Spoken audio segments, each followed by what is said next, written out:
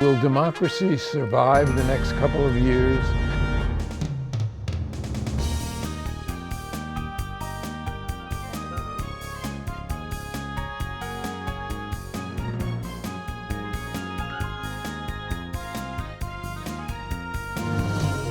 Access to Democracy is made possible by donations from the following organizations. Thomson Reuters, a global company with expertise and insight to unravel complex situations in the areas of law, tax, compliance, government, and media. Their worldwide network of journalists and editors keep customers up to speed on relevant global events. Thomson Reuters, The Answer Company. Crutchfield Dermatology, a full-service treatment center and Medi-Spa in Eagan. Their goal is to help you look good and feel great with beautiful skin. With service built around courtesy, dignity, and respect, Mayo-trained Dr. Charles Crutchfield personally treats each patient and is acknowledged as one of the nation's best physicians. Truestone Financial, with locations in Minnesota and Wisconsin, has proudly served its members since 1939. Truestone engages, educates, and supports its members to ensure they have the tools to empower their financial well-being. Truestone Financial, your neighborhood credit union. Learn more at truestone.org.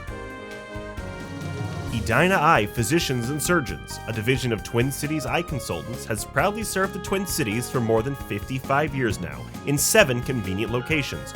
Using the most advanced technology combined with human touch, Edina Eye offers comprehensive services and dedicated specialists committed to excellence, with innovative procedures and expertise for the most advanced eye care.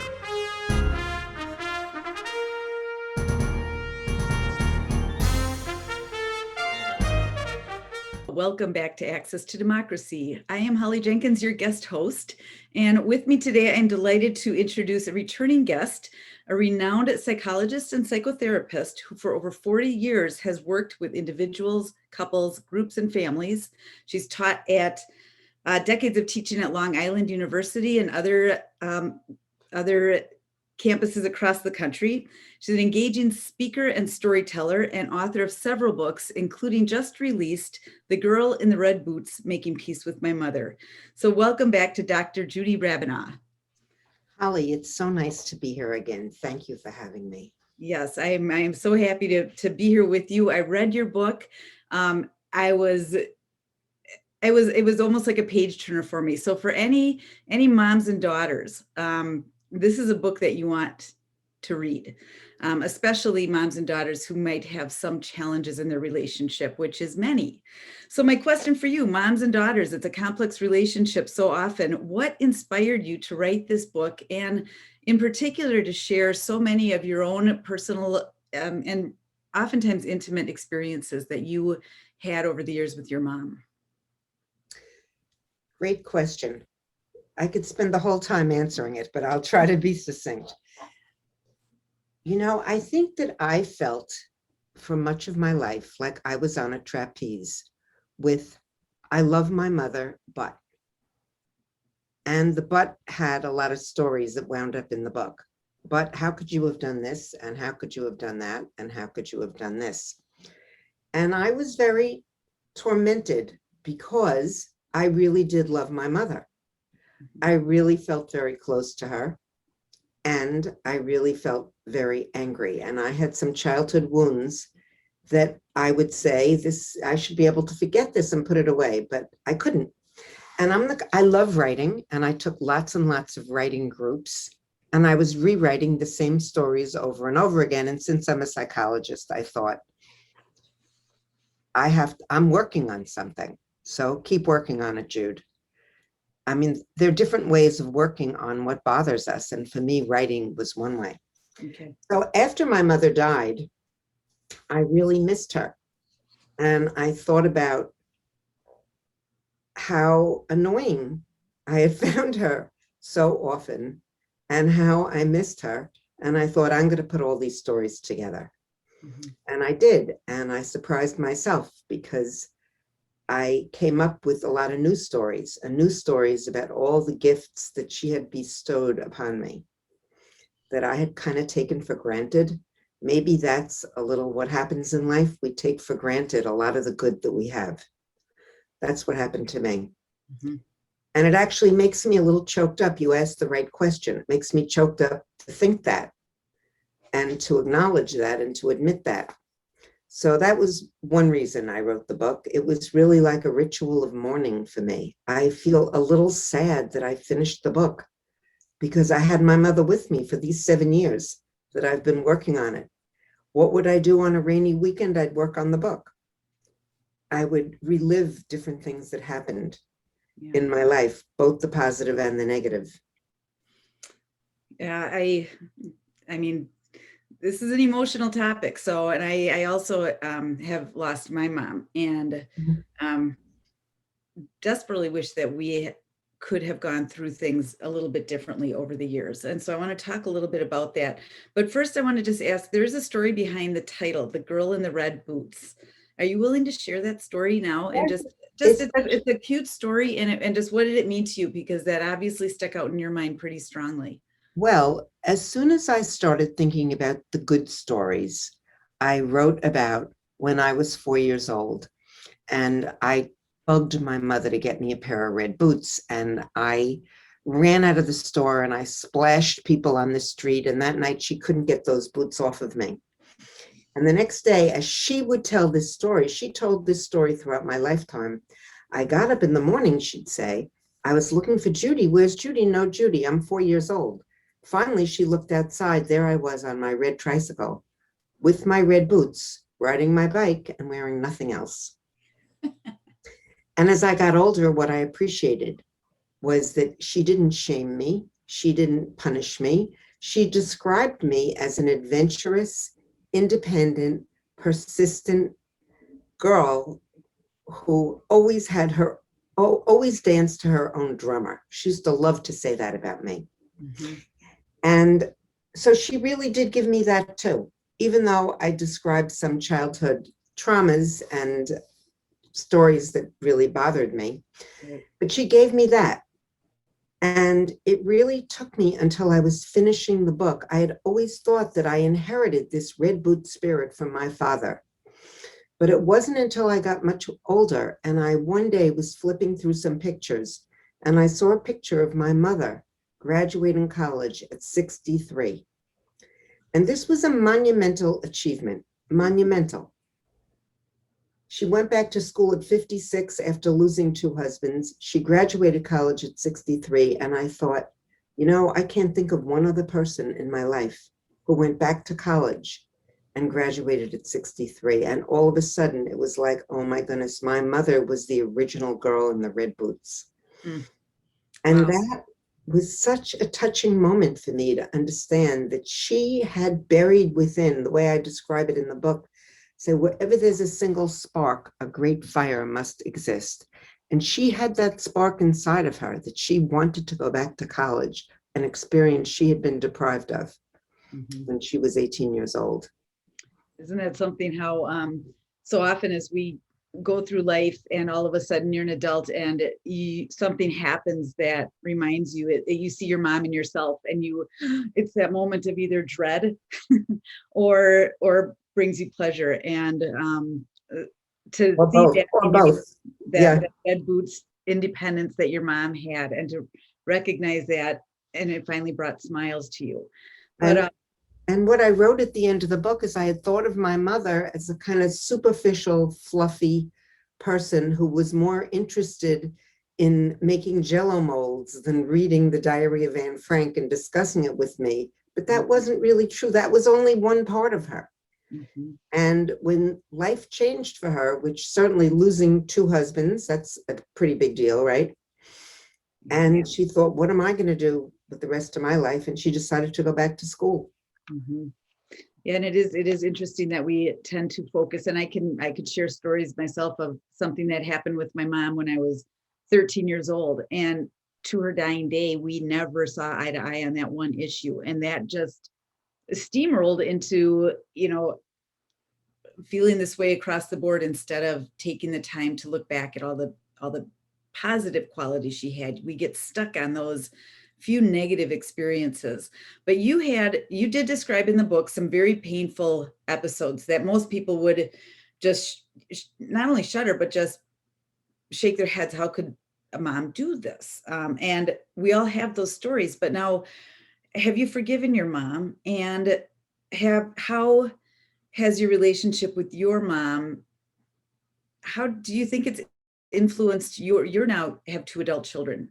How did your relationship with your mom influence your role as a mother? Well, that's a wonderful story because I describe my mother in the book as being an uber optimist. And her uber optimism, somebody recently sent me an email and said, I think uber optimism is toxic. That when something bad happens and you're told, don't worry about it, you're going to be fine. It really lacks in empathy and attunement, two very necessary qualities to help people have compassion for themselves. So, well, I was determined that I wouldn't be like her. So, and actually, I write in the book about how I realized that her dread of darkness, she could not talk about the dark things in life. She had to say everything would be fine, fine, fine. And that made me more interested in darkness. And what did I do? I became a therapist. What do therapists do? They invite darkness into their office. If you have a problem, the therapist, me, doesn't say, that's going to be fine. The therapist says, tell me about it. Tell me what's hurting. So I became a therapist. And in fact, in being a therapist, I think every time I helped a patient, I helped myself. In me giving a patient what I felt they needed and what I had needed, I feel I grew and I felt blessed with the fact that I could do this for somebody. And I loved being in that empathic place. However, to answer your question, my kids would call me Theramom. Here comes Theramom. Like if something goes wrong, I would say, tell me about it. What happened? Tell me about it. And they thought, and then all sorts of things happened in my life. I got divorced from their father, and they would say, Mom, stop talking about it. We're okay. We don't want to talk about the divorce anymore. And so I reacted against my mother, and I created a different set of, I don't know what they would say about it now. When they get to write their memoir, they'll tell their story, right? Yeah, absolutely. So it is interesting because a lot of these stories that you share are from your childhood and reflecting back on them as an adult.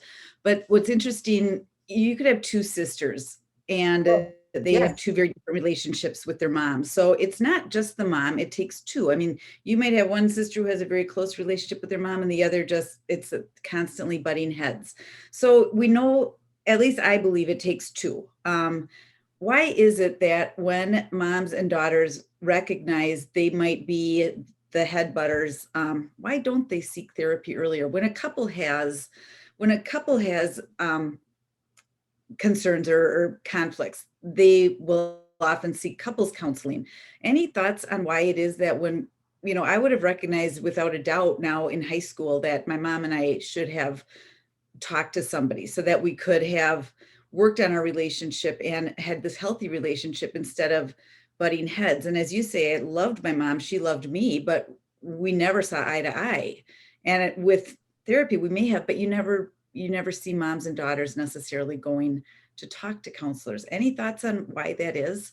We can have these lifelong healthy relationships that helps us to become independent and confident women, and we don't seek that. Well, it's interesting what you're saying, because recently a patient of mine said she wanted to take her daughter to therapy. And let's say my patient was 40 and the daughter was late teens. And the therapist said, I only see families.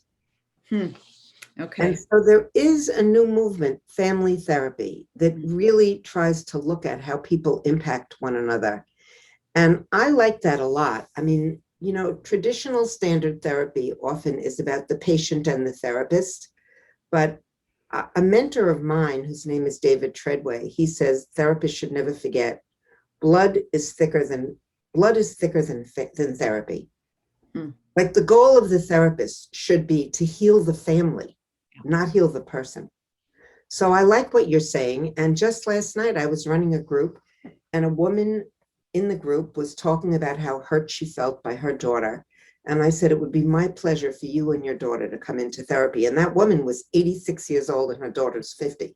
Yeah. So I just think therapy, when we think of how therapy started, it's only 100 years ago that Freud was, the king of therapy. And he wasn't doing family therapy. He was doing individual analysis, people laying on the couch 4 or 5 times a week.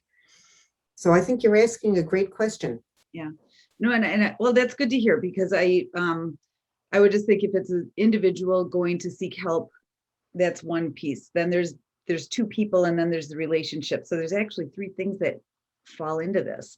Well, you're right. You're right. One of the other early elements to helping these mom-daughter, or maybe it's not just mom-daughter, maybe there are just parent-child relationships. It's just that we always fall back on the mom-daughter complex. But when you're a child, you, from the day you're born, have physical checkups on a regular basis to check your physical health. And I've often wondered, why aren't we, and maybe we are heading in that direction, why aren't we also checking in with a mental health on an annual basis? Because then you might recognize things early. You build this trusting relationship. You don't have to wait till things have gotten to the point where somebody is having eating disorders. Maybe, right now folks seek therapy only when physical symptoms show up. And do you think it would benefit some of these relationships if we were treating mental health the same way we treat physical health? I absolutely think that. And, one of the things they've been talking about on the news is when the pandemic ends, we're going to have a mental health pandemic.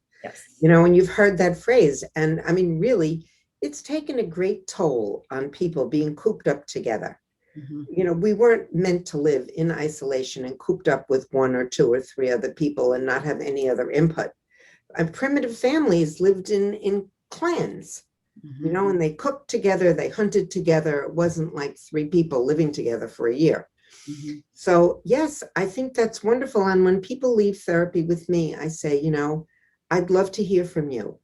Mm-hmm. Think of me as somebody you can check in with. You can write me an email. We don't have to have a session. I don't want, you don't have to be like falling apart. Right. In order to contact me. That's what you're saying. And that's what I think would benefit. And speaking of the pandemic, and I did want to shift gears a little bit and just talk about, we've gotten through 2020, and without a doubt, there's greater focus now more than ever on mental health concerns and just mental health in general. I don't know that we're through the worst of what 2020 brought between the pandemic. And like you say, now people have to readjust to being out in public. The fallout of a very, extreme levels of social disrupt, gun violence, seeking just, we just had a horrible incident here in Minneapolis again with horrible. And these young children. How, in your practice, are you able to help clients that you see, or in your profession in general, just pull together this level of hyperpartisanship? Do you tell them to stop watching the news, stop reading the paper? I mean, what should we be telling people who are, we're not just divided as a country, but our families have gotten divided, where you can't, relationships within families have come to a halt because of our current state of distrust of our government, of so many things. So I'm just kind of curious, what do you see unfolding in your profession as a result of the very hyper-partisan politics that we're living through? If that's not a question at all. That's a huge question. And what I feel is, I've been a therapist for 40 years, and I feel that I've moved in the direction of feeling that helping people be more spiritual. And not get embroiled in things like telling people, if one person is for Trump and one person is for Hillary Clinton, can you agree not to talk about that? Can you just agree not to talk about it? I'm just using that as an example, because so many families are really in very bad places with each other, and we do not convince each other by fighting. We convince each other by compassion. So this is my new interest. And so I think if I'm listening to somebody right now talk about the Arab-Israeli affair for, problems, I think, tell me how you feel. what are you thinking? When you see this, what do you think? And just letting people talk and me trying to understand who they are. But that's very different because those are my clients. They're not people in my family. It's very irritating when you have people in your family who feel completely different than you do. Think about what's happened in Texas. Now, anybody who wants can get a gun. Is this a good thing? I mean, can you imagine if you had a child who told you they're going out and buying a gun? I mean, they wouldn't be 14 years old, but they could be 24 and getting a gun. So how do you put up with, how do you live with positions that are so diametrically opposed to your own? And I think we have to really figure out ways of loving the people we live with despite our differences. You know, some people say love the differences. Just imagine, why does this person think it's so necessary for everyone to have a gun? Maybe they just feel terrified. Maybe they feel trapped. Maybe they feel unprotected. Maybe they feel the only way they're going to save themselves is to be able to attack. Like, what is it that makes this person tick? So that's a question. Like, as a therapist, I'm used to thinking, what makes this person tick? I think what you're saying reflects what I've heard through the red-blue groups. These, I'm neglecting the name of it, but it's a group that's trying to bring together the red and blue sides, and they're emphasizing, you talk about values. You talk about your values, not the buzzword. Don't say, don't talk about gun violence. Don't talk about guns. Talk about values with people, and that helps you then build a stronger relationship where you can accept each other's differences. I mean, if you think about it, the people who are buying guns, they want to feel safe. That's why they get a gun. Yes, and that's it. And who doesn't want to feel safe? But how we go about this is different. And so it is, and you can have these conversations among neighbors, friends, but the relative one is, I think, the one that can be the most harmful, because we're raised to, you want to get along with your family. I mean, you want to have a strong family relationship in order to, then you can take on anything. You always have that fallback if you have. But we have to really face that a strong family can mean, that there's a climate where we can air differences. Yes. Yep. That's another thing. But you asked a good question before, which was, why are these memories from childhood so strong? And so I have a line that I've said ever since I've written this book. If you grew up in the Western world, chances were your mother was your primary caretaker. And if your mother was not, what I'm going to say applies to mothers or fathers or anybody who took care of you. But our mothers were our first lovers, and they were our first heartbreaks. So think about an infant. Think about an infant nestled on the shoulder, or yourself as an infant nestled on the shoulder of a parent, and how that parent would want to comfort you and keep you safe. And then think about you growing up and you being 2 years old, and now you're having a temper tantrum because you want to have dessert before you finish your sandwich. And what is your parent saying? Sorry, no. Sorry, no. And the parent then becomes no, no, no. So a no to a 2-year-old is like a catastrophe, because the catastrophe doesn't, a 2-year-old doesn't have the car keys, doesn't have a credit card, is stuck with you, the parent. You're the boss. And so these early experiences where children felt so taken over by their parents leave very lasting scars. And that's what I write about in this book, a childhood experience of my own where I felt very deceived and betrayed by my mother. And what bothered me the most is I felt like she just sort of slunk away and said, this is what the doctor told me. And I remember saying, well, what do you care what the doctor told you? Didn't you think things through yourself? But she didn't. This was a different era. This was not today. When we learn anything, what's the first thing we do? Open up our computer. See what the internet has to say. There was no internet. Doctors were gods. Parents were young and inexperienced and followed instructions. And but that's, one reason that what children crave is safety, and a child can feel very unsafe. They can even feel unsafe at having a temper tantrum. I mean, think of how out of control you feel when you have an adult temper tantrum, like when you're furious at somebody. Yeah. You Yeah. feel very out of control. Yeah. Pretty and healthy. That the story that you share in your book, the trauma that occurred, and this had to do with your having surgery that your mom did not tell you you were going to have. It was. I hope folks will read the book to hear that story. You're welcome to share it. But how do you ever regain trust? I mean, I think that's what she That's the question. at that point. And then once you don't trust somebody, that just continues to ripple. That's exactly right. And the early experiences we have, that's why they say, that if a child develops trust in their parent and then ultimately in the world and in themselves. But if a child can't develop trust because they've been deceived or betrayed, then they're left feeling much more fragile, much more scared, much more unprotected, and much more vulnerable to, right, exactly. That becomes part of who you are. And that's why grasping these types of issues and visiting with therapists earlier in your life can really help you to become a stronger, more trusting person. And what a better world we would have if everyone was a little bit more trusting. Why I really would love everyone to read my book is because I went through my own series of different things, but there's a line at the end. Can I read? And it says, the most important, well, I'm not going to read the book. I'll just say the most important thing anybody could take away is that I went from my story being the story of the disappointed daughter to the story of the grateful daughter. And I wrote, my resentments have not evaporated, but they are now rebalanced with my sense of admiration for my imperfect mother.